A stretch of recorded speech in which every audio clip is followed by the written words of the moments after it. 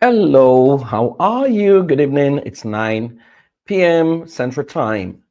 Well, this is Praise for where your favorite family life strategist. I'm live from Dallas, Texas.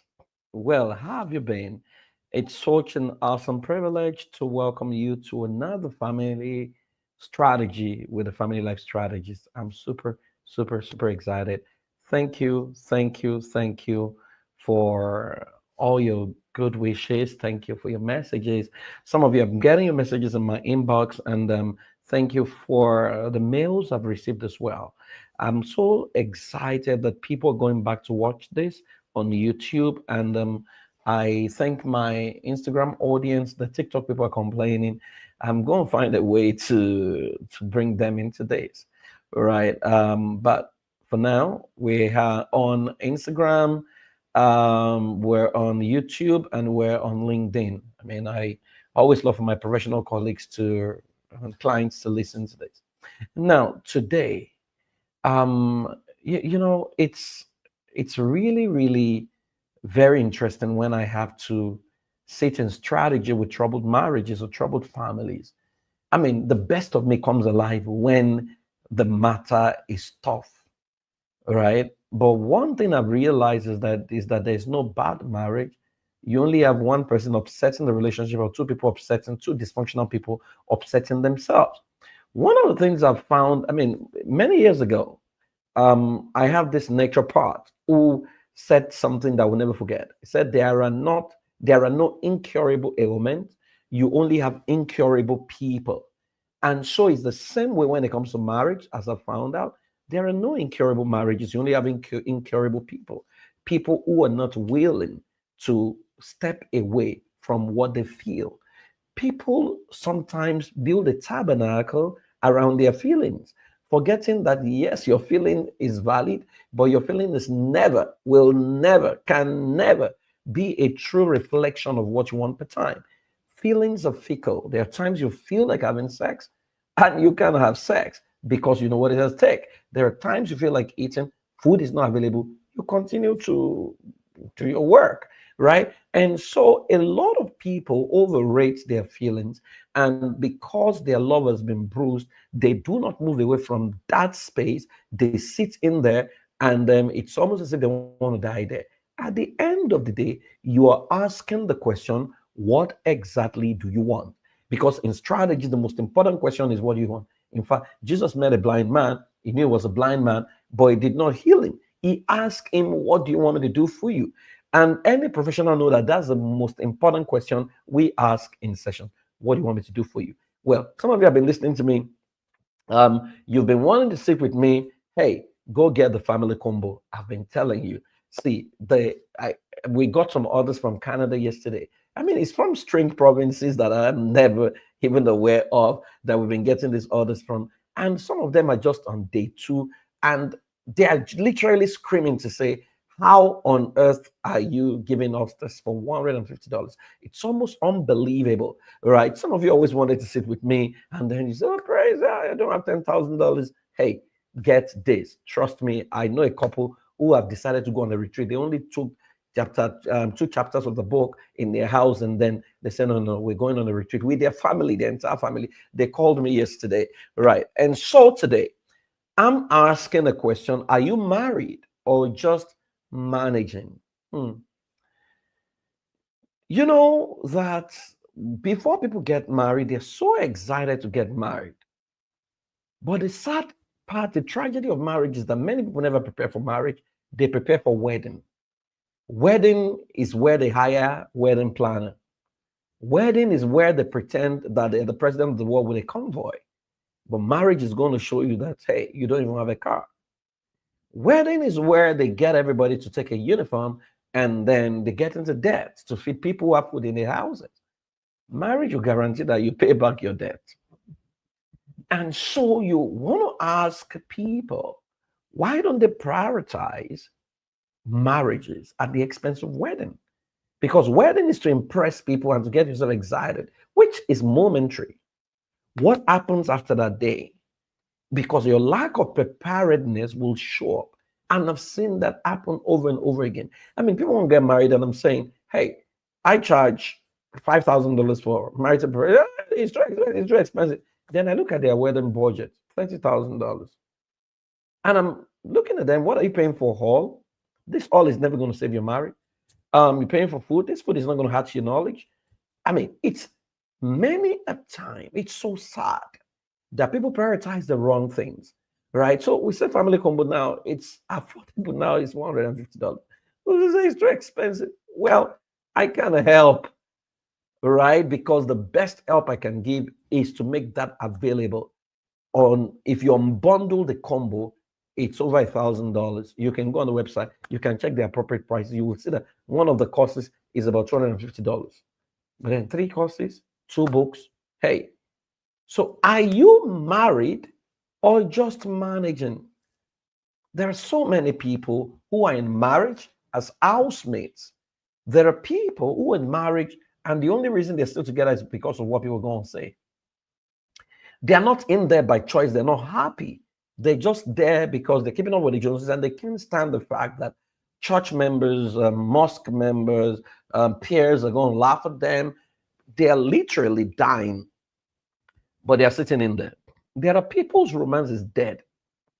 They can't even have a proper conversation. I mean, I sit in I'm drawing an assessment for couples, and I'm seeing couples who have not had any conversation about themselves outside of what pastor says. I'm seeing couples who are scoring 11 in their marital assessment. 11 is coma. 11 means one person is already on the way out of the marriage. Are you married or you are just managing? I mean, it's something you cannot deceive yourself. The one thing I've realized, especially with my people, is that we have become experts at deceiving ourselves. So people put all kinds of pictures on social media. They behave as if everything is well. Oh, they call themselves babes. They call themselves my best friend. In fact, one of the stress people place on themselves is the concept, oh, my spouse is my best friend. When it's very clear that this person is not your best friend. But then they want to impress the world. In 2 months, they are saying, hey, they are unfollowing themselves on social media. I mean, that's very childish. You can actually break a relationship and go through divorce without necessarily unfollowing the other person. Well, they will say for their mental health and mental wellness sake. But you see, many of the challenges people have in the marriages are preventable. As a matter of fact, I've concluded that there's nothing called bad marriages. You only have ignorance. Ignorance of self, ignorance of your spouse, ignorance of marriage, ignorance of the building blocks for a successful marriage, and ignorance of the enemies of your marriages. Those are the 5 things that people actually go through. So, if you are not sure, I mean, there are assessments you can take that will almost show you immediately where you are. I mean, I run marital assessment regularly. So, what you want to do, if you are managing, your love has gone cold. You are no longer enjoying things. As a matter of fact, I went to church and I asked, if God gives us a window of 72 hours to change our spouses, how many people will change their spouses? Hands went up from the altar, right? And you can't blame them because people want to get real. A lot of couples don't talk about real issues. I ran the how to bond with your spouse. We call it users manual. I ran it with a group of couples, and it was shocking that people had sexual fantasies that their spouses are not aware of. And everyone was pretending for everyone because they're thinking, oh, what if I say this? How would she perceive me spiritually? Meanwhile, what they want is what their spouses want. By the time they were honest in that session, and they are shocked that there are spouses who always wanted oral sex and they never got it all this while because and they never requested for it because they didn't know how their spouse was going to take it. So the first thing you want to do today, diagnose the autopilot zones. Many of you are already on autopilot zone. I mean, COVID revealed a lot to many of you that you guys are not friends, you guys are not together because the things that distract you, that keep you away from each other, work, church, mosque, friends, club, all those things were taken away during COVID, and you had to sit together by yourself. How did you handle it? There was something COVID revealed to us that we seem to have forgotten because we've simply moved on. It was the world resetting. It was an exam that was set. How many of you really passed that exam? I know a couple who said to me that was the first time they would stay in the same house in 25 years. And they told me, praise, it was like hell. The man even said, "Praise, I started looking for, I didn't even mind catching the COVID. He just wanted out to go out of that house because the nagging of the woman was too much." So diagnose the autopilot zones, because in the beginning it was not so. Your marriage can actually work. You may not have started as friends, but you can build friendship. You may have hurt each other, but you can bounce back. Yes, no man is a write-off. No woman. We have all made mistakes. We are going to make mistakes. But you see, what you do, what you make out of it, it's what is most important. So you want to diagnose the autopilot zone. What are those areas, no-go areas? I see couples, they're having sex, but they never discuss how they want it, how frequently they want it. They never do the 3-course meal, which we say preview, view, and review. You place the order, you serve the order the way it was placed, and then you take a feedback based on the order that was placed. Many people are not enjoying sex, but they can't tell their spouse that you're very terrible at having sex because they don't want to hurt them. There are people who have body odor, their spouses can't tell them, mouth odor, they can tell them their breath is smelly. If your spouse cannot tell you the truth, simply because your ego is fragile, who is going to tell you? Of course, there's a way to communicate that as well. So diagnose the autopilot zones. You might want to ask for our assessment so that we can help you run a simple assessment. But see, the assessment is actually more expensive than the family combo. That's the scary part of it. Of course, the assessment comes with review sessions. No. Number 2, you want to reignite your shared dreams. You see, when we try to figure out what is making couples to run into trouble in strategy, one of the fundamental things that we found in 9 out of 10 is that they don't have the same uniform vision in their marriages. They don't have shared dreams. So everybody means well, but they're going in different direction. They've never been articulated. They've never sat down to articulate what they want and put it together to become a uniform vision. So what you want to do is, can you both sit down tonight and each person should write out their dreams, and which of your dreams are shared dreams? Both of you apparently have a shared dream of building an incredible marriage, of raising successful children, of raising a family that is financially free. That should be a mutual dream.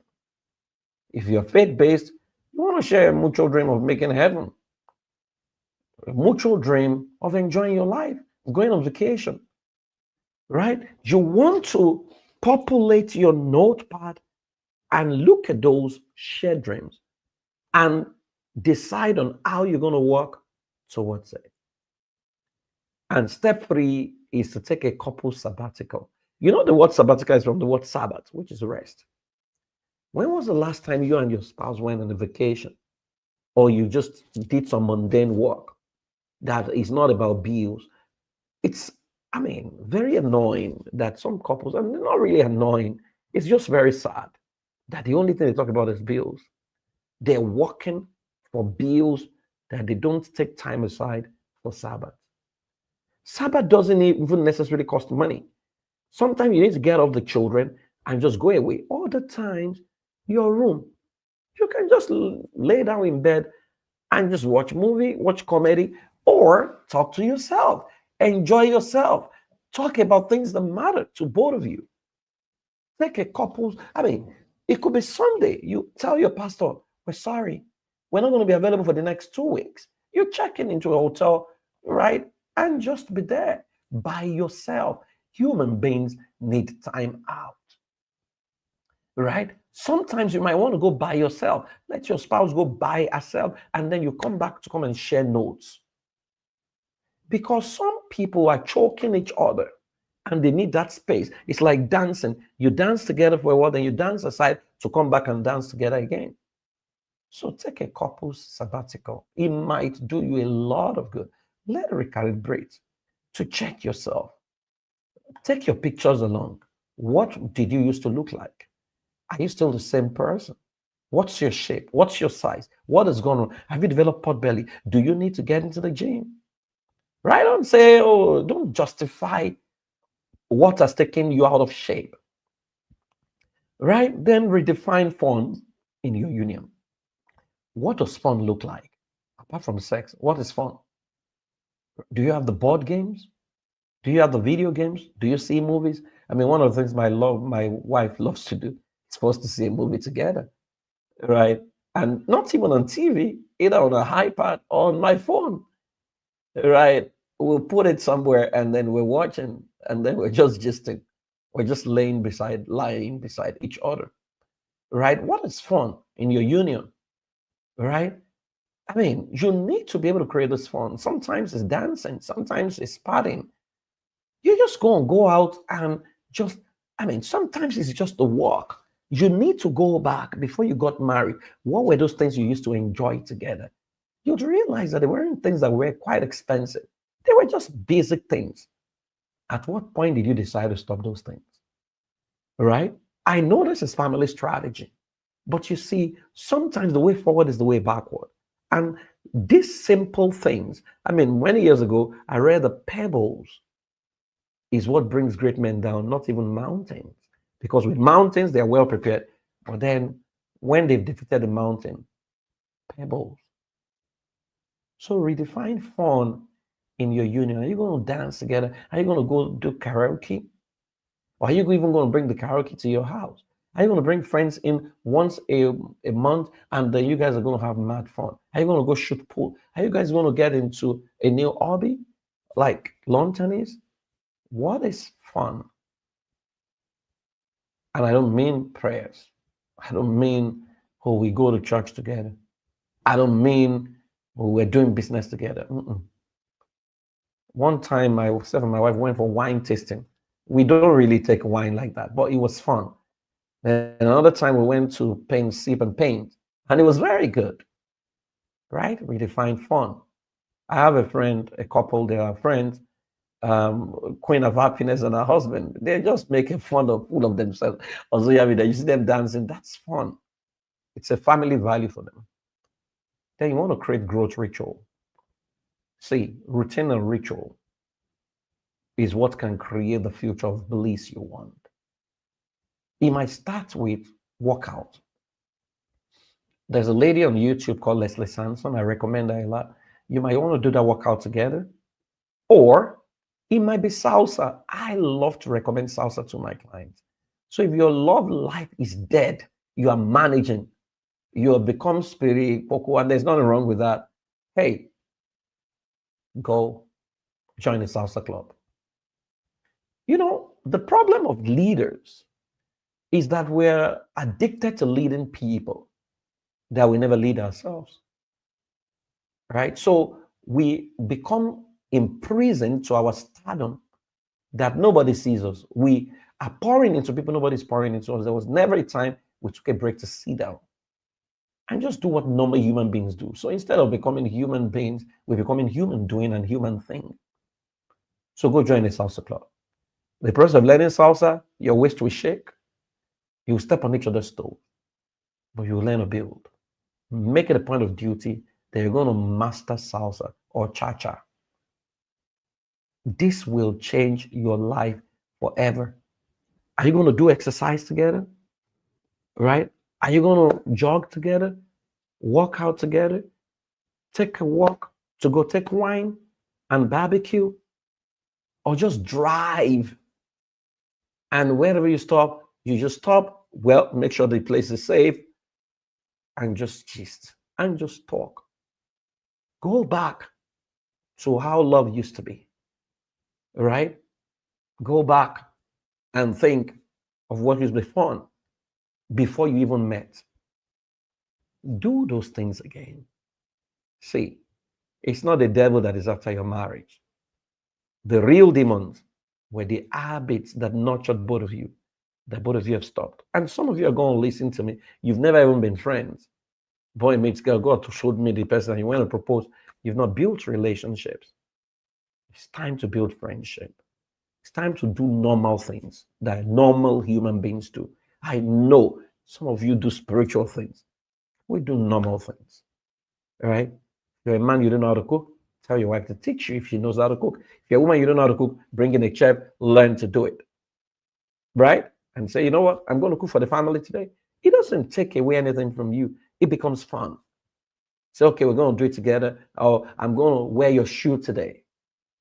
All right? We're going to do cross-dressing day or something. You wear my clothes. I'm going to wear your clothes. And it helps you know how it feels. Oh, when you are shouting, we're going out, you are still making up. You attempt to make up. All right? Attempt to wear high heels. Empathy. So let's create growth rituals and routine. If you do this 5, trust me, your life is never going to remain the same. I want your marriage and your family to work. That's why I work so hard, because your life must work. You must not join part of the statistic. And in case you want to find love again, hey, go for it. Don't give up. Because someone broke your heart doesn't mean someone cannot give you bliss. As a matter of fact, no human being should give you bliss. You can create the bliss with your partner. So thank you very much for joining. Hey, go get your family combo, do the scan code, and place your order. It will be delivered to you within 72 hours. You'll be opted into 3 world-class courses, 2 of them on parenting, to bond with your children, how to script your children for success. The other one is how to set up family structure. And then 2 books on broken and out of the box parenting will be shipped to you. Thank you very much. And if you want to work with me personally, please slide into my DM or use my Calendly to book a session. Hey, 15 minutes free. After that, you've got to pay for it. All right. Or you want me to work with your family. Hey, the price is there. Just come. I'm just a call away. I'm ready to work with you. And I'm ready to ensure that you smile. Thank you to everyone who has ever worked with me. Thank you. I really appreciate all of you. And for those of you who have joined me today, thank you. I'll see you tomorrow. Hey, go watch this over and over again on YouTube. If you're not following me on YouTube, go subscribe. I celebrate you. Have a fantastic day. Bye-bye.